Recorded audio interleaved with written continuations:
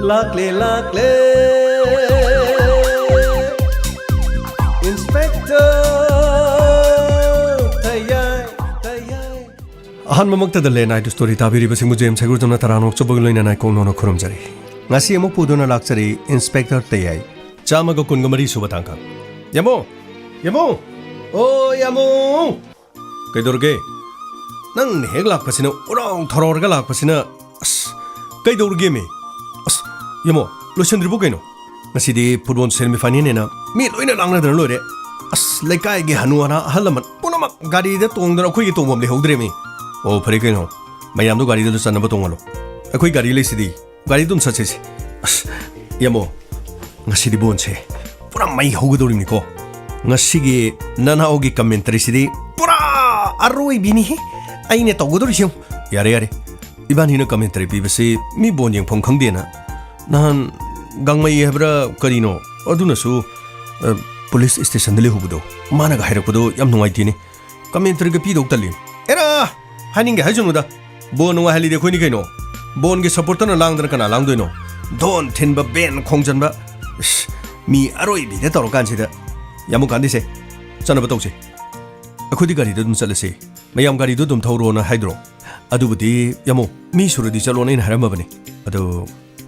Aidi ngasi bon gam ta changdi bon gi namada ichan to bi yang gadori ne thi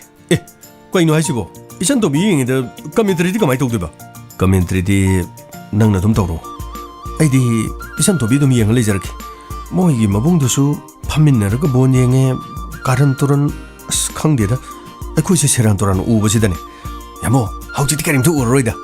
akoi aphoba thabak tawri si moi mabung su khangi dudi koi do wi haino mi na tong do ba sunati Pakang lay sabi nung sinababu Yamo Aigi wade Maduda yam na tabiru na da Moy sumoy thokpani Akoy chokoy thokpani Masu Magi nung sinabi Tampay bro kaino lay dudi Moy adum pama lay zani Akoy ge bon yang pam thokpa yang lor ke doroge As yare se Matam thengre Bon ho bana hanjala ni se Chana ba tokse Hoy yamo Adu yamo Hore ne Aidi Commentary singa sidi Pura Aroi bini hari as yare se commentary do khoin thokpa dum nakanda tu minute toksi mingonda disturb to gum si hoida yamo haije bagi wani ke dorge adu masi se bo mogi siaigo saponggi moi tim du yam lingi haida as yamo hadak kata han ba sisimit kaugjar pani ai khoi gi nero kai fc daga di changma yaroida adu bunga sidi nganta na sanjay su bon sana ba yagodore dana Fit ready da goal kontra muti changane na khalle is kontra di chan mangmoi da nangcho semi final ni sana duise semi final korok patim masi ani mak arai bdi ore dorim adu yamo ai khoi gi team na thoi gani habisidi yamung thaja bidrbo as yamung su saita ai khoi gi sanjay gi mi chang dra heraga mi gi oina ngangai sibu adu gi wana themi chingna bagi wani mi na thoi kradi adugi wani da phanian du lohoning bai wani athai tegi nati akhoi gi ibaina mana semga chaba timni na thui hening bai wani da is yadiko mi macha yadiko mai sina dum lu bajani da yaris adum ngangdan leron chachilokse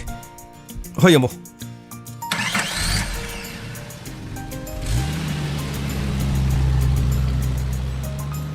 Gamay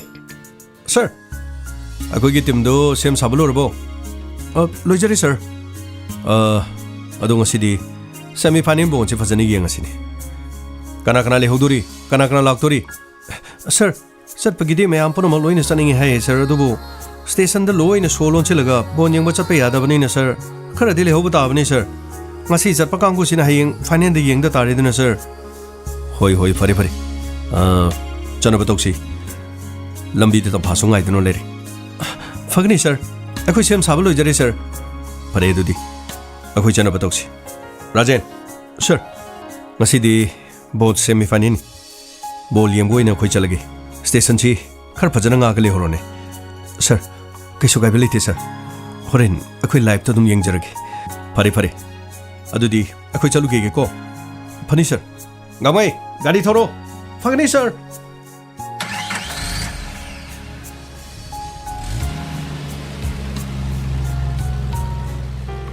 Ima, chanaba toksilo. Matamsi thengzali. Miyamna aibu ngaina ramani ma. Hoi hoi ibung. Ngasidi ima suisagi bon yengadore dana. Ngasise yamna nungaiba numin. Ima. Nachana lepna mai pakchaboy jagi ko. Yare. Hogalo. Ngasidi lamba panaribado. Ichana ne. Bol me am chanduna mai pak pahibado oiro ko. Hoi ma. Kanano. Tongan sidala isibo kanano. Ima. Gitagi pabungani. Itema. Nana ulak cheri itema.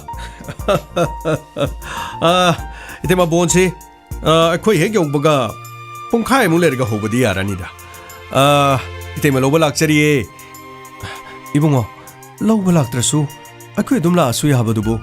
Yade itema yade. Mamang da sana kiba me singda itay mani yengo fangkidabado nanaw nungay jadribanini ngasidi akoi sanjay na sana ba bolado itay man amang da famagay yeng ba haibado maduni nanaw na kanjaribasi ngasay dagi chano piday na chalase na takpani nupi gyang na bi loishan bada sunglo loida basina karino isana pisi sunga say dagi kebada itay ma gari da tunga chatmina rasine adudi hoi Pare. Ibema kita. Ima sunga sidi bonyeng matari ne. Ima bonyeng na ba na masa ayuk tagi ni pabung na ne. Lobiru rasi ano. Ay ni yani nang ni bonyam na wali nung til sana gada ba ni. Pabung na ayuk tagi ni si. Pung lang hek lang ba. Pare ibema. Nanggi pabung na ne. Ay kuy bomo nung sibi ba se. Masidagi na nung ay ba latri. Yaw na pare. Ado, chanaba tawrisine ko. Sanjay, ngasidi ningthijana sanagadabani ko. Songhanba pahanba yaba nate. Final logo doribani final je. Ai di ngasidi thoire na khalabani. Final chidanga thoiradi imai asi phawra mo pakadoribani ne. Dudi akhoi chanaba tawsine. Hoi pabu. Law. Sasilo.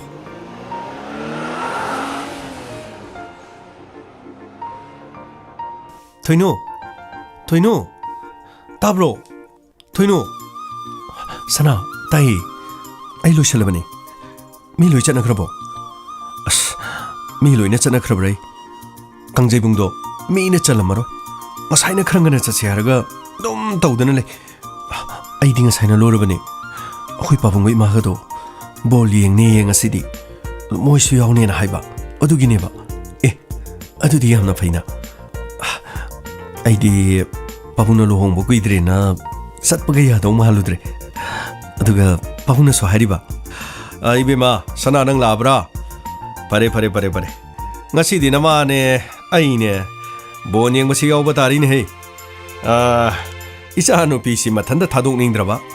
lohong bo kuidrabani na mi gi mamang da tarak thadok kudo mi ne kari haikini ngasi di bonchi yengage na ai su khalle ne bema pabung Yamna pare. Adudi akhoi chanaba tawrase. Pare. Mama nang bulo shendribana ne. Koi gre da koi bema noi gi ke basina. No koi gi nupi ne lo shanba ngai babudi kari khongban da gi kari do ko laga manam na modo hek yawi da ko. Hause phaba loidribana ne nang bo. Lakchare. Hai mama. Sana wa lupaw kari no ne nang na tawri do bo. Bo nyeng bai du di khara cham na la kadabani ne. Tresu mo karim selaga horen hai humdana layana ba tawdo dubo ina pio manek naibio sana matum yandana la ene karino moi pawna haibiri dubo horen nachara hulna aibu karini na khankini tresu selaga chaladi ima sina sahi matang siga tawrisibu karino na aibu hairoidro pare ai di makhoi ge neroka fc gi phurichi hekta lisala bane di Hai humdane hekta lauru da bani chachine ko dudi ibe masana lao toinu lao hoi pabu asumna football semi final adu yengna na magidama miyam hupna kangjai bungda hupchana khiram amaromda Dr. Pemchan thoibigi thonganda kai dorojano ne moi masi manausina haju bubal laktrisibo 에 톨레 토비 그이돌게 어디am kuidu karigino phangong ma thalai tab tari mi khar thuna chana ba tok cheraga langle na mungai begini lai lo ne ke dorge langle lo hoi dau ado ngasidi inspector Tayai gi mahakitim nero kayap sina mai fa ku dine khuni yenga dorsi aduga sanje tunggi asai amna leriba mating leba sana roimen mahaki masana do nahan makidi yengbu phangdabadu semifinal no mida sidi yenga sina sem sarabani ado nakhodi yeningda aina namdani yengan badu ta dorini adugi na teda doctor akhusu yengningi nahan makai yengbu phangdabagi wan adubu nahan dagi semifinal ngai dona lagli badudi ngasidi yengba tare da pare sasilo bon hogudu bopungkai phadrini khartuna chana batorsi kakolo hoi langle changchalo hoi Pabo kaidorogene loya hoji bolo shendri pabo bol hobuna han gitari kaidorige pabo lore ipa sune ngasigi bola sidi yengage dana nahandagi sem sadano lerakpane lore lo pabo lekai khuna sigi mayam bus tongduna sakadori akhoi club mamang duda bus khamduna lehorobani khartunum ta chana batokchi hoi lai papung chulai yum cholon chalabo hoi lon chale lawa chasilo babu ngasigi bon chidi yam nungai tuijani semi final chidi ngasiga nero kaip sina loradi babu final di makoina soidana lorodom miyamna sonari ba sanjay gi bon khuchan babu kaya mo nungai ge du yengse babu nahan ge di live to do makoi yeng lebani ngasidi feel adu da pare chana batokshi law daloya kai chatuino hema sandhya bon yeng ba chatuini ngasi bon semi final leri dudi aidi khangdi aidi bon siam ni ni ba adu aidi kamai tawni hema aidi kamai tawni hasibu ima hoida na hinaramdro akhoi ge chalaga club tege dum bus tonga chala dongni lekai ge mi tonga loi chanari sidi daloya aisu langninge ba adu aisu bubiyo phari ne dugidi akhoi babung su yauri imado habi tang haramana phatro imado amta haina biyo ba hoji thenga khanjida noi mamu haina ki diro phare se ai haige se noi madu bu krai legine kaka asi sangoi maning de leiri phare ai bema nacha no pisan de asi bon yeng ba chaning hari ne akhoi club ki lekai gi mayam puno mak chana ba tawri e isu yauri ngahak bon du yeng minaru rage horem puno halami na rage ko hoi tada kaisu kai di tada phare adudi akhoi bon yeng minaru rage ko phani tada phare noi ma so hainare dana ngasai na bon du yeng ninga di ma da hainaraga akhoi do ko law yadro nangbo kaka aidi ahamada khangudre ada lekai gi mi meyam so mari chana batuda aidi lila gumba kari gumba leija la khaluri aduga bon yeng mane na haiba adaida kaka ga daloya ga tholok pangai ramini ihe ngasai na tholok pangai drasu akhoi do ko la ga lore dana phare chalasi ko hoi kaka asumna tangjai bungadu mina krik ina khirami ball hongna na bagi damak nakal animaki player sing sem sabaloiki magi supporter singna magi tingi uniform setuna support tawduna law khongba hoki asumna inspector Tayai amadi mahakitim loinena tamba ngasi gi bonji di mai hogodorini ado ngasi sibo kanana thoidong mangi Tayai gi timna thoidredi kanana thoidoino hoi ngasi di sanjay ne sanabadu makok tagi phajana yengba phangani quarter final gi match tadi kaya da onthono wana yengre ado bu ngasi di kari thokadagi du ngasi di khangba tare dana phare chandobe tamo adai da phajana dum phamuko hoi tamo magi druba duna kadai da phami jano ngahak leraga commentary ni na mu tawrani asuna sanjay gi mama so stadium adu da famkiram mahakki manakta gita amadi gita gi pabung so phamlami asumna miyamna bol adu yengna na no gi da mak khawrang na ai ki amarum da druba amadi to yamo kaidoruge yamo bon hogodori commentary kam to piro idro kenu taidubo as nang piro commentary to ai horeng halarga ai pirage ba isan to meje asai da pham leirin ngasidi ngasai digi sit ma ina hanghalaga thambani ngasidi phamineraga yengen tobuni as moi gi mabung na ngang ngoi dradi yamo adu mi ma mangsi da mo hera ngangi ngangsuno asida lere nungsiga mukhoini phaminarine yamo adudi nungsiga mukhoini sida launa korge koro ngasidi swai dekta phamadon nungsi ai ne hai as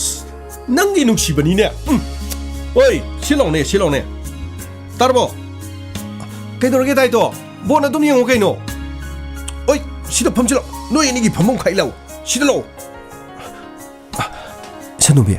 Taitoga, Dadrubana Kori. Ha, Kaino Isibo, Cry the Corino. Moist the Pamam lay. Hotamo living in Horemangadi. As Lawe, Masidi Pamursilo. Pamam later, but the side of Pami and Adam Hirasuya Badubu. Oh, it's a dobe. No Pamu was hilarious. No Pamu Bogabu and the young owning a city gatorge.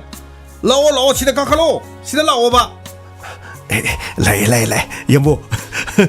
Ngasidi moi ani ga puna phaminaraga phare nungsina aigi oida aduga yambungi yetana isan tomina phamalasi adurdi yare dana ko yare to commentary horo okay lo sipamose datruba khita mono hore namu ai thiradi as kaisu doroida bon yengmada phamam leitadana swaida sum phamena hairasu yabadu ngasigi chance mangalanu bon yengbodi phaminari yengai keno ai ngasai bit ko later lermin se phomuse sida phomuse haujina kanani maki bon hongna ba sem sakre to storba matungda magi bon gi mai kai khan bahugre ngasi sanari ba CY was sapam amadi neroka FC CY was sapam gi mioi sing ka hena wang chawa yaudra su tentak ti tawi haibabu mafaigan sing asidi hangoi gi mafaigan gumani danger ba so duma mafaigan sing asi noi lawi en hemanta bon san bada maming lerba sapam CY wogi maming lerba kyamarum yauri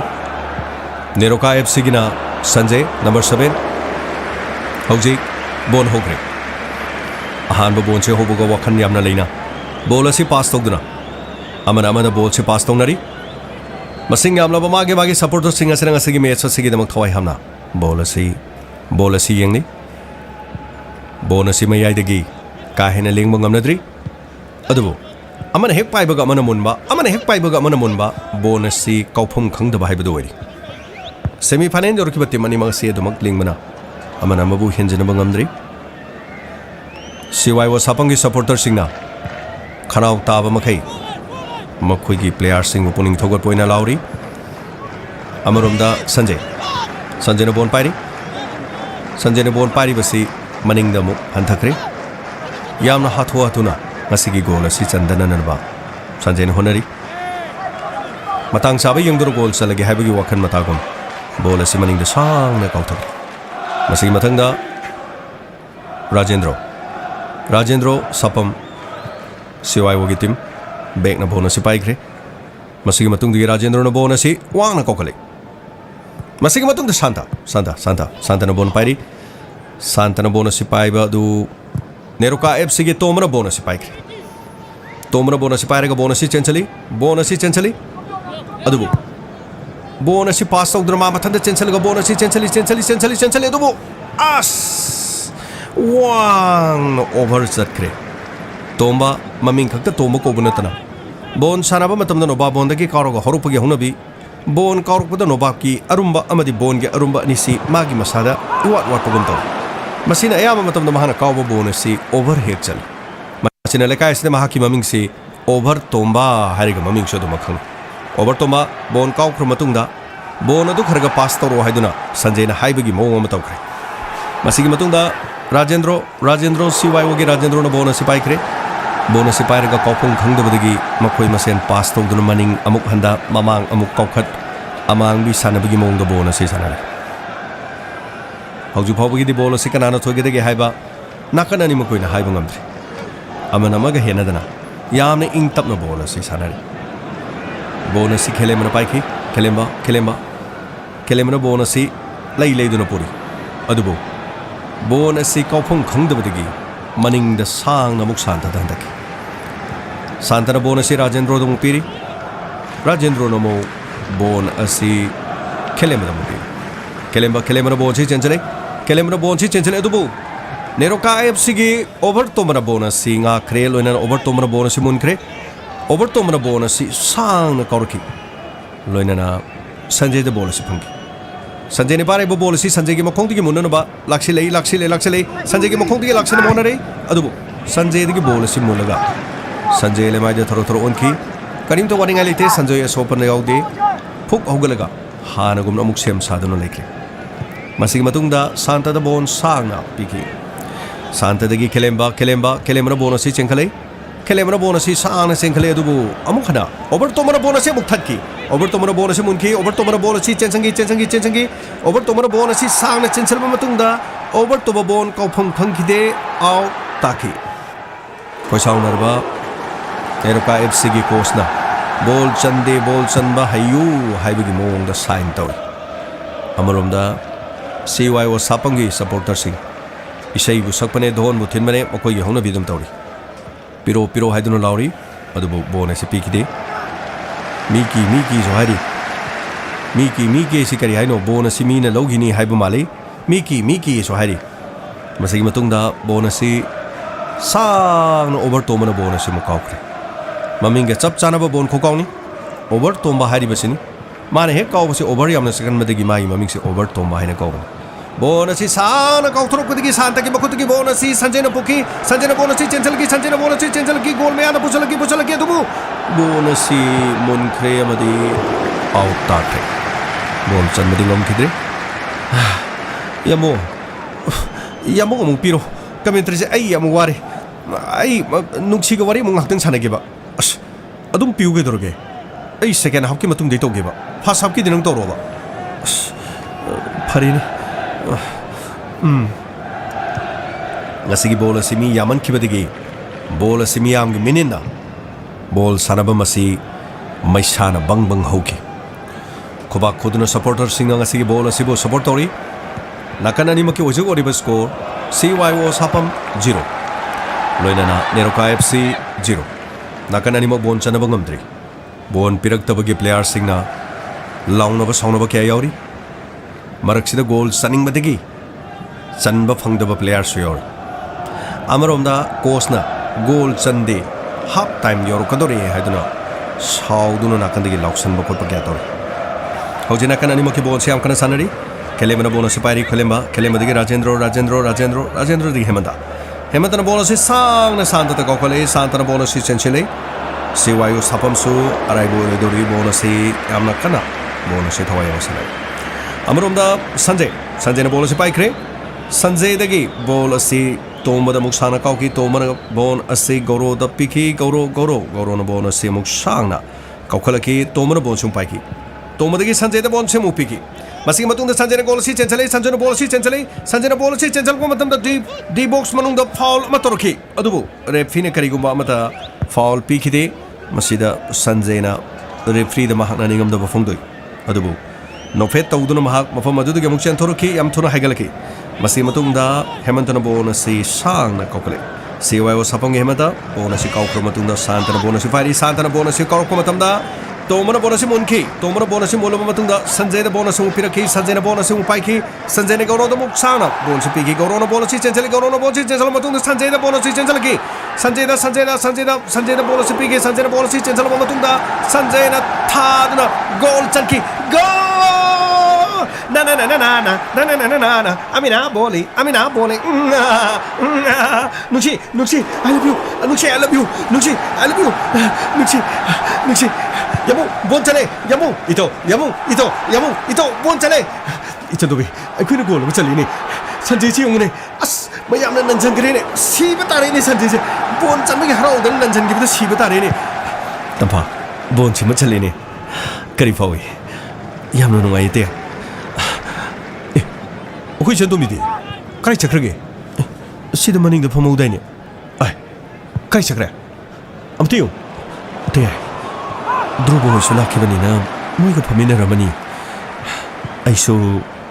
Tayai ke pemina residi. Ngakta mo su pamina janu kena karasu khangjina da karasu sina da hoi ta ba dobudi adubu ai maghi yauni phong na yare sete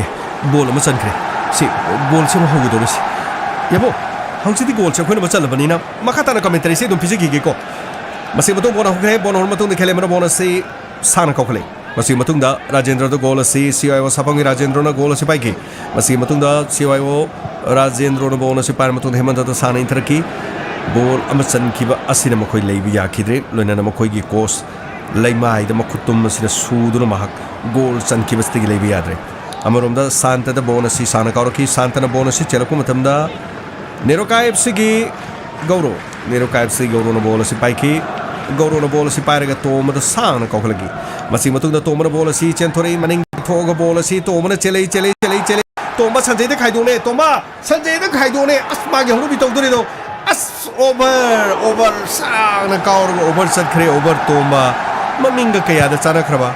ngasi gi mana manghali ba bol singa si gol on thoklo badi mari shino da mangjin thaba yarabani dubu bonasi over to mana bonasi sang over sakhi badigi bonasi chanbangam khidre masi matung da khele mana bonasi sang kaurki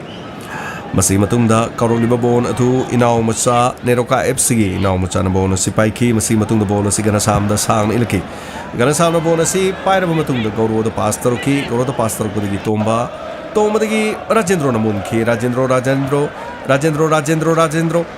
digi hemata na bonasi wana kaukalaki loina na santa na bonasi paiki santa na bonasi kausale dubu gauro na bonasi thadki amadi bonasi sang na kauthoraki hauju phawgi score gi fibam CYO sapam shinu loina na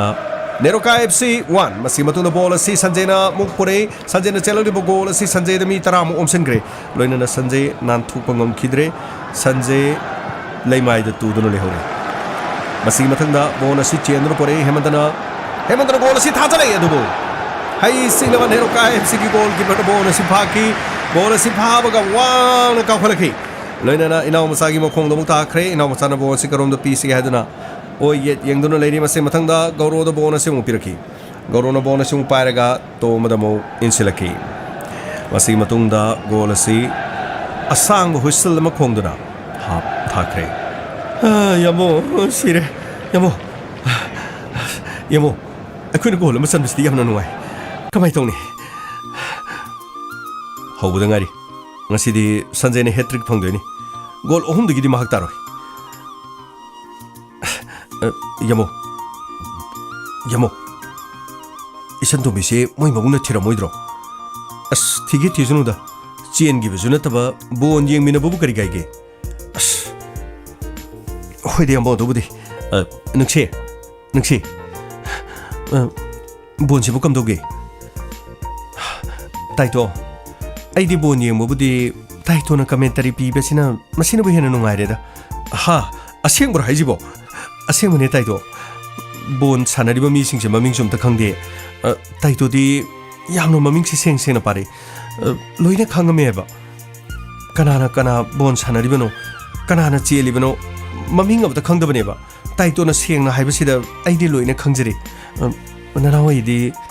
taito na commentary pi besina hena nungai jare sabas mai thai chanu sabas amina bole as yam nungai re adudi makhata ba chijai commentary pi rege ko aje bon hoki ge dore sa hap ki matung da bol asi sanana ba sem sabo kre side on thona kre masai matung da bol asi hemantana bol asi CYO ge hemantana bol asi sana kaur ga bol asi pun chenchali boje hemantana bol asi chenchali edu bol asi hemantana chenchal kre gi khele ma digi Rajendra no gol asi thajale edu Neroka FC gi makhut gom yaujaba bone bu tap pai credit tap na po goalkeeper sina pharaga bone si sang na mathakta uru lay bu makai kaure masi matungda bone si gaurona phaki neroka fc gi gaurona bone si phar matungda bone si ina masada pass taw ina masada gi ganasam no bone chi pai amung hana amona ball si makhong na handaraga tomada mupiki tomana ball si chenduna tamna kakalai tomada gi rajendra na ball si mona bhone edu tomana ball si rajendra gi kat toroga puthologa ball si adumak chenduna lai madubu tomana ball pipe si am haraw ngai oide maramdi tomba hari basi over tomba hari ga khangna banina ball si pass tawning dana mahak na chaning bagi wakhalon amadi tomada matam ponomak tige dum leibana goal si mahak chaning bagi mong goal si mana pusale ball si pusale adubu soidana over chakani oh no over chatkre over tomba na ball si ka over chatkre sanjay na over tomba da hari pass piro yadra mong da pirabdi goal si sanbe yabne habigi mong tawkre adubu tomana matam leiri hap tha da ngari ai torke yango habi mong da tawkre masigi matungda ball si sangna kelemana kokale si wayo sapam kelemana ball si ka ro matungda rajendra da ball si makona irai laina tap harga ball si tamna chengkalai mangda chengkalo ball pir ke hari adubu makoi gi back sing makoi gi maning thangmada ayama omsinduna leikibana mathak lomda mi am leitabdi gi ball si kofung khangdana rajendra na leiri masi mathangda santa da ball si sangna kaure santa na ball si pairi adubu santa na ball kaukal kom tumda santa da gi gaurona ball si monke gaurona ball mol matungda tomdum pirei tomara garodum vi gaurona sanjay na pirei masi matungda ball si chenjalai sanjay no ball chenjalai di box sanjay goal yeah na amina bole Nuchi I love you Nuchi yabo ito ball ani sure akui goal ani sure akui akui na ni sure yam ngai ai na hydro goal ohum chan gane na ngasi semi final numit achi da neroka fc na 3-0 akui na thoi ga dormini yong ito akui bai jeng ne harau da na tor jong tung lei thoga mari yeng su tung lei thoga mai ma chan pi yeng ni okay macam pi later sama karim hydre masina ta ko di akoi ge lemina bada akoi gi bani yare hamsin akoi bani ya bi mong togre ito akoi bai jeng karim hydre akoi di yeng ngai se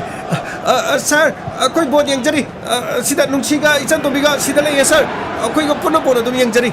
masak sing jiga yong ne bon sane se phajani yeng ge leita commentary piri ni gan tawri sing jong ne tayai haibiro nu ba ngasidi dum yeng jara sano bon chide dum yengo hasik gol ani sukredam soidana hum suragadi phiyatanu ngai ni chang hum suradi hoitaba hum di soidana sugre khal ngasi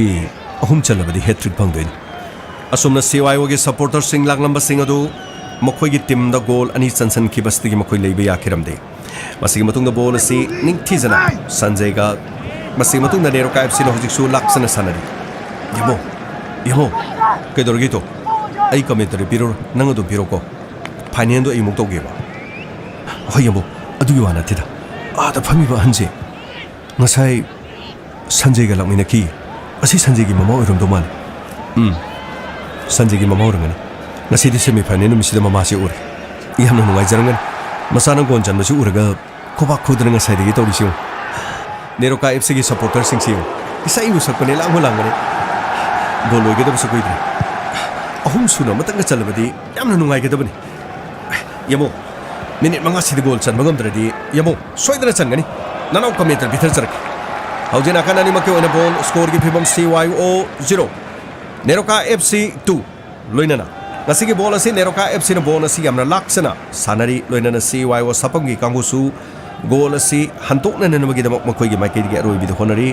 kelemba bonasi sana kau krem du matunda rajendro ni hemanta tagi kelemba tagi santa da bon pi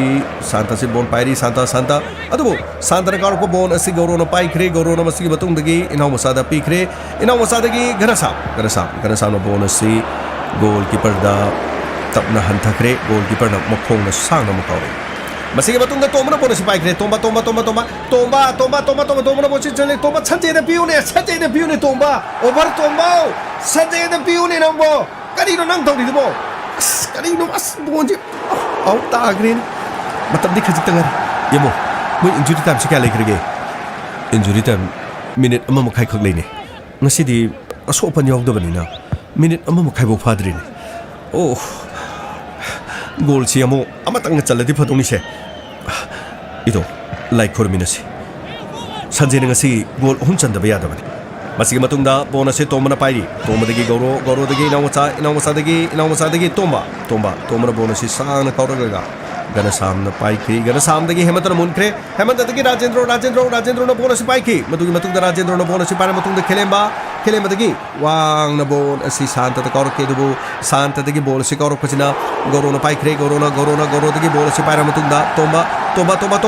na bon si chenchali tomba na bon chenchali dubu tomba na bon chanan bhonari minute khachik tangari ne tomba na mu khai tu khone over tomba amta khai tu khone nangi bona do tomba na bonus si sana kaur dubu sanjay na bonus si para matungda sanjay na bonus si para matungda sanjay na chenchali sanjay ki mukhung do luksale dubu sanjay na bonus si thajale goal na abina bole nuksi bonja humchan kre ya yamu bonje sanjay na humchan kre sanjay na goal si chan kre yamu sanjay na goal si chan kre ito ngasi di gamno ngari niroka ipsina ngasi di subu goal chan kre adu referee na sang na buhsel ma khongaga match si suloi chan kre yam ngari ngasi di bonasi niroka ipsina thore dana Tayai hojik di bon suloi kre ngasi di bor cham no ngai aduga sanjay na bon hum chale ko te tampa aina ningjaba madumak thung semi final si lawrabani na final di soidana makini roka ipsina lorga makoigi magi manakta sangse hoite ima nasa khurumjari ibungo imang hasigi bolsi mapung phani mana yengbirabani na ima ngasigi bolsi bukam dogwi ibungo mayamna nungsibiba ngasidi chana mai pak ledana ima yamna nungaisare soidana maki financial sanjay gi timna lorani ima ibungo inspector financial dum loro da banida ngasi gi bonus sidi mai haibudu tare ni yeng odu bun tong no ngai kre hau kibaga loi kibaga khanghog de haibuduni yamna nungai kre ibungo hoi tada yam nungai jare tada nahan sanahan bigi mungda mateng pangbibado ai paisa pijagre tadana mateng pangbibadagi imungodo awafam dagi kanbikre ibungo inspector tangai phadaba sing leirabasu khara ningsingbiro yamba yamdaba leita lairagi mateng pangbasidi nayambadi unthok na nungai jakre mamangai aina wakhan khara thianbadagi ai aran bo khongthang thangkibado madu punamaktu waroba yadi koibungo tada mi mana aran bo ramadagi chumboiro paibase kaisule batabang nate tada tadagi bukchel tingba madi bukchel sengmudo madumangna tadagi hokibagi punchidu akhoi loina kawjakrabani gita sir sanjay bu ningthi jana okbiu aduga phane numitane akhoi muk thenarasiko phani sir aishu sanjay bu naruge ai thoki gi ko hoi sir ima adide khoi muk thoksaru ki ko hoi isanube noi tamo se muk tholeni tang wari sanabaju phangoroidraba torisibo adu nungsi hoidasu no phadu koirogeno hek chatkiba numitagi akoi khungangdu da suklak laktre karigino ba nungsi hoida lakpani haraga nungsi hoida lakpani haidana kharasu koirogeno dadruba ovarogano akhoi tamona yada bagine ba phone da sudum wari sanari marak da su sumaina sum thengnari yamna ngai ngam da tawguno yamna ne hatho radi afabo idabani ko adubu kayam koina nomi aina sumai sum tawduisibo dadruba karim to warunuse madugi sumatam lakine ba daito akhoi tamole aisana batoki chandobe chasilo akhoi tamo lai nuksi lo akhoi tamo no kore lo as sad krene ꯊꯣꯛꯅ ꯆꯥꯛꯅ ꯂꯩꯍꯧꯏꯗꯣꯀꯣ ꯕꯣꯟꯗꯤ ꯊꯣꯏꯔꯦꯕꯨ sir ꯀꯩꯗꯧꯔꯦ ꯀꯃꯥꯏ sir ꯉꯁꯤꯒꯤ ꯕꯣꯟꯗꯨꯗꯤ ꯑꯁ ꯌꯥꯝꯅ ꯅꯨꯡꯉꯥꯏꯀꯣ sir ꯕꯣꯟ ꯌꯥꯝꯅ ꯅꯨꯡꯉꯥꯏ ꯐꯥꯏꯅꯦꯜ ꯅꯨꯃꯤꯠꯇꯁꯨ ꯁꯤꯗꯒꯤ ꯍꯦꯟꯅ ꯅꯨꯡꯉꯥꯏꯗꯣꯏꯅꯤ ꯁꯔ ꯑꯩꯗꯤ ꯕꯣꯟꯗꯣ ꯁꯣꯏꯅ ꯂꯣꯏꯍꯟꯅꯤꯡꯗꯕꯅꯦ ꯁꯔ ꯑꯁ ꯑꯗꯨꯕꯨ ꯉꯁꯤꯒꯤ ꯕꯣꯟꯁꯤ CY1ꯅ ꯅꯦꯔꯣꯀꯥ ꯑꯦꯞꯁꯤꯗ ꯑꯃꯇꯪꯅ ꯆꯜꯂꯝꯃꯗꯤꯀꯣ ꯁꯔ ꯕꯣꯟꯁꯤ ꯑꯃꯨꯛ ꯍꯟꯇꯣꯛꯅꯕ ꯍꯣꯠꯅꯔꯛꯄꯗ ꯅꯦꯔꯣꯀꯥ ꯑꯦꯞꯁꯤꯅ ꯁꯥꯟꯅꯕ ꯃꯩꯗꯣ ꯃꯗꯨ ꯌꯦꯡꯅꯤꯡꯕꯅꯤ ꯁꯔ ꯑꯗꯨꯕꯨ ꯌꯦꯡꯕ ꯐꯪꯈꯤꯗ꯭ꯔꯦ ꯁꯔ ꯍꯣꯏ ꯍꯣꯏ ꯀꯥꯃꯩ ꯆꯠꯁꯤꯂꯣ ꯊꯦꯡꯉꯦ ꯂꯣ 소녀야 ꯅꯪꯕꯨ ꯅꯤꯡꯁꯤꯡꯗꯨꯅ ꯉꯁꯤ ꯁꯣꯏꯅ ꯀꯩꯁꯨꯝꯁꯪ ꯑꯁꯤꯗ ꯂꯩꯔꯤ ꯅꯪꯒꯤ ꯄꯨꯟꯁꯤꯕꯨ ꯂꯣꯏꯁꯤꯟꯈꯤꯕꯁꯤꯡ ꯑꯗꯨꯗꯤ ꯉꯁꯤ ꯇꯥꯏꯕꯪ ꯑꯁꯤ ꯊꯥꯗꯣꯛꯇꯨꯅ ꯂꯣꯏꯅ ꯆꯠꯈ꯭ꯔꯦ ꯑꯗꯨꯕꯨ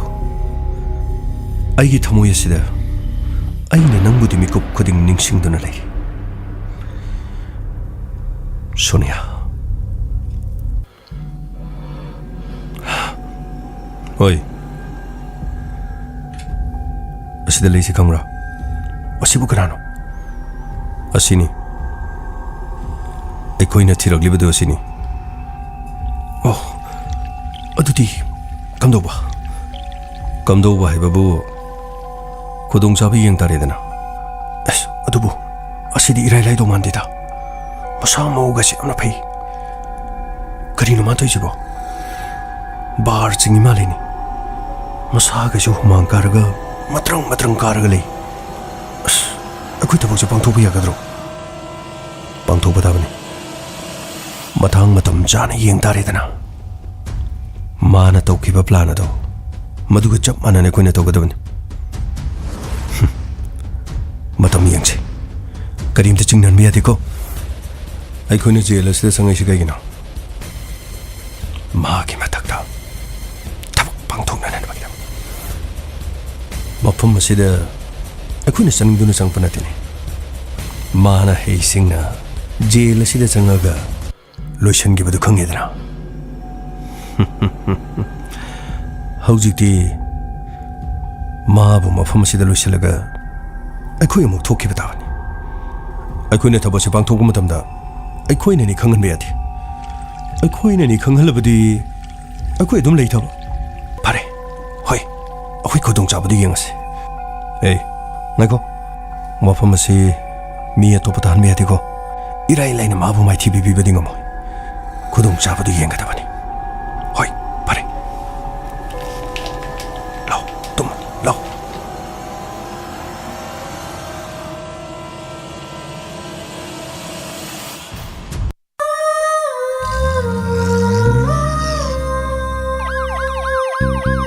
Lakle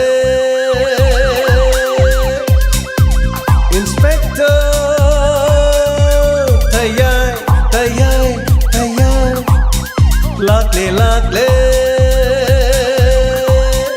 Lakle Inspector Tayai Uthanaba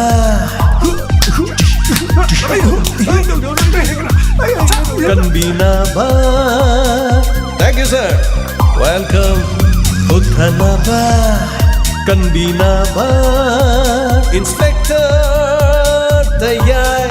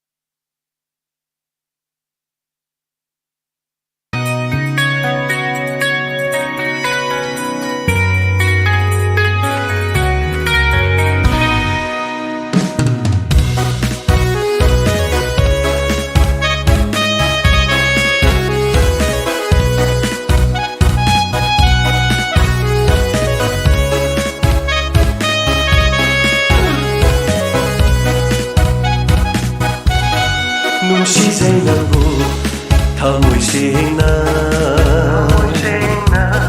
Ahanba thengnaba mikutudagi naurure Hairo nungsi amuka aigi pakum pibiyo aibiyo aibu nungsi haina nungsibi nangi timbana nungsi zainabu thamoy sena ahaba thengnaba mikutudagi naurure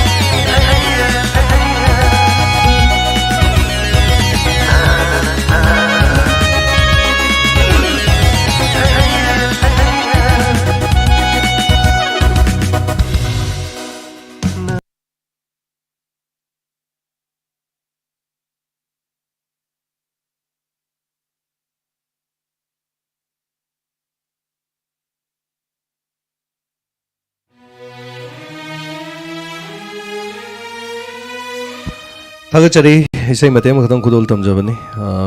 technique ama haitare akhoi tonga tongan me yauksangi isai makatang akoina thoromsida dijamani sharmagi isai mako kudol tamjagadabani masisu manungda kudol tamjagi aduga hari basi akoina season ariba live state video chatpakanda audio ga video ga se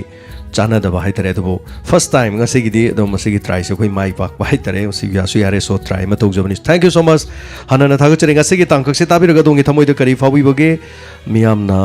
fawi ro wa khalon khara pathok chabagi tanja do lok jagi nga se gi birthday gi gai fa mangol pina na bagi nga se gi waina khudong chaba ai koi da lejadre habedi nga se pibi raktre Thagachari Diamond Radio ke complex tani akoi ki head office ki mamang da sumai ga thalaga isai mate ma semjabani isai se koi kari haitare yamna low cost karim ta changdana dum fadana hite isai se tobo jatuni so masina kari no hai kanda akoi ki yamna paisa budget thada bangam da ba sai sakpa duga mayam laising sina sumaina su tobo yai haibedo madumangni koi na tak tok chari se duga masisu sai sakwa sing ke am tobiu anyway Thagachari hanana low budget ta kamai nei sei tobo yai kamai puthok pi yai adugi matang tu sumayam do dum tak chabane haitare crime update ai soidana ai gi journey haitare mayam do soina haijare hayeng di soidana inspector Tayai se hayeng gi di dum thamjaram ge aduga hangchitang di op leijarage aduga tang 33 ta di soidana muk tawjage masi masu mayam na yabiu haina nolok chari tangai fadabani aduga hayeng gi makti ai ngasi haitare thengasu thena ngasi semjaraga hayeng gi saruk sima thamjaramage aduga hayeng tang 33 ani sima di out of station ai Guwahati da haipidang chachagadaba chattaba yadabang khok leibana haitare March tha se gi chahi khudingi health check chachabagi ama khok leijabani aduna ma sime amna ngak piu haiba wafam simadang me amda thamjare aduga Thagachari hanana so ngasigi tangkaksida comment kitang pajagi am sana pajaro priyobatu yumna Thagachari sir James ki sayam fazei sir date lying ba chatkani haibadu chatpiro to rasoidana tapiri priyobata asumani ai chachagani health check ni chahi guding ai March tha se March ki keno si hek chachabani aduna handaki si March ki nipan adai de chatkadabani adubu lilai amna chatkibana adai de chatpang homodre aduna itang तरामरी तरामंगा अदुगे तरातरुक ता हंजरकदबनी अदुना हलकदब नुमितुदि दुम तयाई सेरीस दुम लेप्तना थमजगे हाइदना तंगाई फदना इ तरामंगा सि मतंगदी मयामदगी ओप लौजरगे नुमिसिमदि मयामसु नुंगाई नुंगाइना थेंग थेंगना तुमसिंग हाइतरे पुथाबिरो ना दमा हाइजरगे सो थागचरी रानी बला लेसांग them थागचरी रोनी बला क्रम तामोमई तारे इतोगी कमेंटरी से नतापिरी लास्ट सिन दुदी मिहुनगा चिंगुम चिंगांग नै को नतापिरी ट्रू स्टोरी दा बेस तौरगो वारी खरा रोनिबला खोइना पुखचबने अदुना हौजिंगना मो कल्पनादा सागचब वारी तंगाई फदना अमरगी वारी लेबनिना सो अमरगी वारी मते अममु लाकपनी येमिना से करी लाई हेबदु अदुगा इनावी थोकचोम सारगी संदोक लिबा थोरम सिंग असि मियामना यामना पामना तानरी मसिमक सारगी माई पाक खोंथांग अमनी हाइजनिंगी सेवा मतोन लोमना तौब ngamba उइबियु मियामगी दमना हाइबिरि इनावी थोकचोम चुम्ब वाफमनी थागचरी अखोइदि करिसु नति मियामनी हमना लोरिबदि अदुना मियामना पिबिरिबा मफम से अखोइने काय खुमनबा मदि मसिबु ngaktuना चटपा हाइबसे मसे अखोइगी इथौइरे यामना लोरे पंगतौदु तोक्सनबे याद्रे पंगहाइदा हाइबे याद्रे यामना लोरे अदुबु मियामना सोयरा यारकु मतमदा सुंगाक पियु नुक्सिबियु हाइजबा तारे इनाउबी बेरियम थागचरी इनाउ बेरियम थागचरी तयाइगमा पुलिस अनि लेरबदि नुंगाइने तापिरे थागचरी बबिना युम खाइबम थागचरी अमर दुबु हातोक पिदौरिब्रे यामनो पाकले राजेम्स न बबिनाना हाइबिरे दुबु यमिनसी अंगोबी सोरो खाइबम कारों इसै यामनो फजेना तापिरे थैंक यू सो मच अंगोबी करी हाइतरे हैप्पी न्यू ईयर दा अखोइगे हैप्पी न्यू ईयर दा सही होबदा हाइतरे इसै नंगना बइ सेमजकिबनी अदो ngasi di haitare ya chang badai da अखोइगी डायमंड गी लेरिबा कॉम्प्लेक्स दु मईगा सुम खरा थालगा ओनली टेक टेक टेक खरा सुम तोरो ट्राइम खक तौजबनी हाइतरे थैंक यू सो मच हाइबिरको सगिदमा दुगा मोतमनी तारानी खोंचत माइ पाकपो इबियो हाइबिरकपा थागचरी बिग्यारानी सगुल सेम ओंथोकना हाइख्रेसु यामना याम खरबा मयाम सिगी खोंजेन चिबोना तापिरबा बिग्यारानी लोदी हमना लोबा हाइतरे सो बोन सानबा बोन कमेंटरी पिबा बोन सानरी बोन दु चल्ले मोइन अदु थोइक्रे हाइदि वारी दु करिमते यावरो रोयना मैच सम साना लेइमनी अदुगा मयाम सि यावरिबा कैरेक्टर सिंग से लोइना पुसलगा बोन यंग हनबगी मचाकमा नत्रगदि ngasi si atopa tangkak ama hapsanbadasu yamna luba haitare so anyway थागचरी कृष्णानंद ब्रह्मचारी मयुम इतोना कमेंटरी पिबुदी ध्रुवना पिबना फबने न तापिरे कशु काइबा लेते फाइनल गे मुखाए हाइतरे कृष्णानंदा येमिनसी तंकक याम लोग्रे commentary पिबसिसु अदुगा ngasi na over tomba isida wahai si khara dum chatkhre haitare over tomba gi wahai si मसे कोई पुंसीदा आइगी इसामा की पुंसीदा थोकीबने इमानब तोम कोब बोन सानमिनरे माना कावबजे अदुम over याम चकन हाइतरे ममई थंगनेदि bone सानाइबा कोई याम सिंग हाइतरे अदुना माई ममिंगजे over हापचले अदुना over तोमबाना कोई साइदि ओवर तोमबा हाइदि अदुम नो ए यामना हाइतरे सो मदुमने एगी पुंसीदा थोकी वारी मतेम हापचन बनेना ओवर तोमबा इजे मसे एनीवे लीलादा सोइन हापचन बले प्रियो पोसंगम थागचरी इतोना नेरेंग सिदिना तापिर स्लाउदिन थागचरी मतम साना मियामगी सेवा तोबंग मोइबियोना तापिबा नाजी वाहेंगबम ओइनाम जैक्सन थागचरी साना चलुरगा टेक काइदना मुक मियामगी सेवा तोबंग बियोना तापिर थागचरी ओइनाम जैक्सन हाबिरिबा सिगिदमा कदुगा अकै इनपुई इंस्पेक्टर तयाइगी अचुम्बा अफबा वारी से मालेमदा लेरि मखै मुटपनाइदना लेबा ओयो सर जेम्स ओंथोकना नुंगाइजेना तापिरे थागचरी अकै इनपुई तामेंगलोंगदगी थोरम असिदा सरुगाबिबा अथेंबा फावबा थोरम ताबिरगा कमेंट पिबिरकपसगिदमक्तसु थागचरी Thounaojam family sweet home ngasi ध्रुवना इतो इंडिपेंडेंट थागचरी याम नुंगाइजे very to see your singing post ना तापिरे थैंक यू सो मच हाइबिरिबा तौनाउजम फैमिली मसिगिदमक सुनीता थोकचोम सर हयेंदु खरा सांगना थम्बिरमोना तापिरी सुनीता थोकचोम मसि अदुम लुदि लुदुरिम निमरमदि आइसि पुंग मापनदगी थौबा पुंग मापन हाइसि पुंग मापन होगोतेनी एनीवे आई ngमनब खरदि दुम होना जरमगे सोइदनबा हयेंगिदमक्तदि अदुगा हांगचितकिदि मैमगा पिरो एलिस पेनाउ थागचरी सिगिदमक ngasiगी एपिसोड मैना तापिरी लेबांग मचा थौना ngasiगी एपिसोड टॉप टॉप मगुनमनी तोंगान इतोगे कमेंटरी न तापिरी एनीवे खजिकतंग मोइनि सि मानहंदबनी अदुगा मदुगी महौ महाइ तारे यस कितंग तबलब ति चटखरे मरमसि कैनो आइकंदा करे इतोगी माइ कैनोसिदा कोई नोकनबसी हम याउदबा हाइतरे अदुना खरनी मरक्ता नोकनबो सि खर लेरगदि यादौने अदुबो ओवर तोमदो ओइना चलहनग्रे हाइतरे थागचरी राफिक नौसा लाइस्रम उमारनी मनोज कुमन सुर थांगजम असि एपिसोड ताबदे मुगाइजेन तापरे खेलेंद्रो Tagachari isaisi yamna fazari ko na tapire. Thank you so much. Soidana muk tabiu nungsibi bangai na haitare ko ai Facebook page da so hapcharake aduga nungsibi bangai yengbiu aduga mayamna su wari sabiu samai tawduna diamond yam low budget ta sumain tawraga tawi yai na isai kaktang thuo kan audio thokpate di tabi daba khajik sak ka thoga di mayamna su dum tabi bi yawi kanana hojik matam du mayamna dum khangi dungai masak phaja phaja nupi masak phaja phaja nupa tholaga lupa lakh ani muk changaga picturization tawradi mayamna yam pami yam yeng hai tare so kana gum leijada mami nadi low budget lupa lising manga da lising tara da number di mayamna yeng bi de sei su tabi de hai tare aduna so anyway amore samai tawduna su diamond di yai haibadu madu mu thok chana hona jamni hai tare tension jage tamfa thagachari amar motum thagachari over to madu finance di makha kaubi haibiyo na anyway amar motum thagachari suresh luang thagachari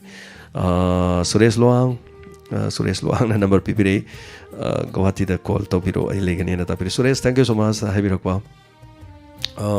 Excel care laibadune aduna ayamba ilakto si Manipur basti da dum hanno dai dum thungani airport gi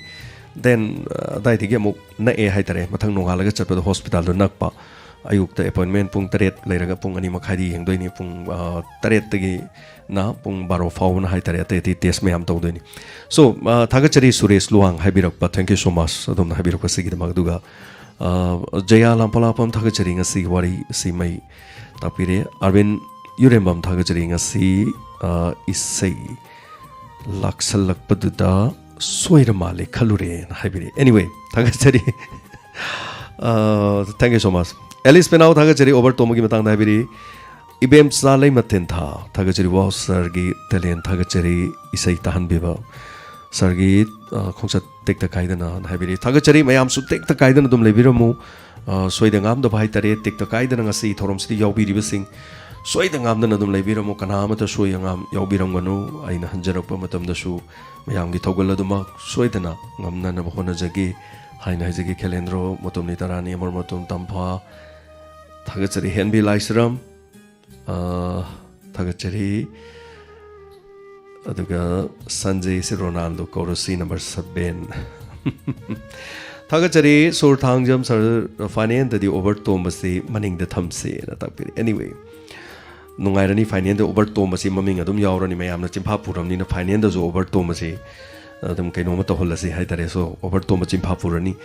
yam nungaijare ngasigi daduga john ningthaujam thagachari itogi commentary ta yam nungaina ta pirapa angobi soro khaibam thagachari khosna prem joy happy journey na ta pirapa thagachari prem joy ishorda thongni biba sigi damakta su thagachari aduga maibam iboyama thagachari that 14 my happy birthday na bor male that 14 je wuji pudi oire so many happy returns of the day my bam mi boya ma thagachari do hana mangjong na khan bira diam nungai ni thagachari yendre mom devan soidangam dana mayam so lebiramu aiso lakjagi jaya lam polapam ronibla okram thagachari anyway chawba wangke priyo berta kumar ks ais thagachari soidana maki mai baksara ke mayam sudum tekta kaidana lebiramu soraisam bhavini thagachari jaya lampolapam mocho singh thagachari ke boy konjengbam lekai gi naha gyan yam taba amagi mingdo ai gi ming ha tangka kamada piro boy ko buji yaudi yaw kre do ke boy anyway thagachari Nandarani lays thagachari pothaba phangoraroi pothabiro na tapire Nandarani chumbani adubu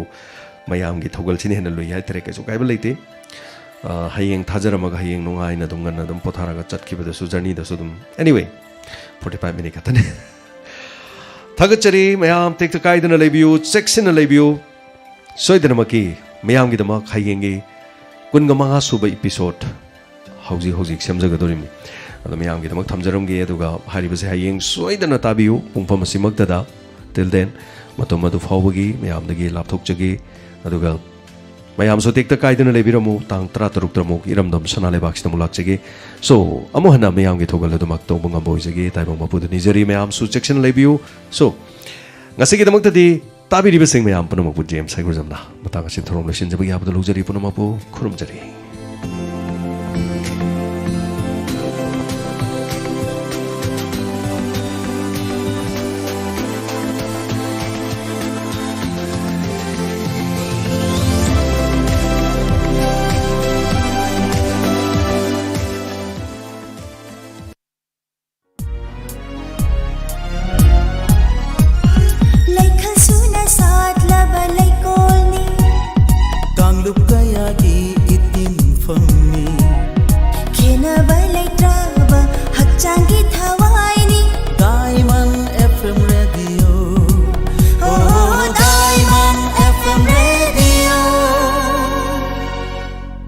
91.2 Diamond Radio Channel.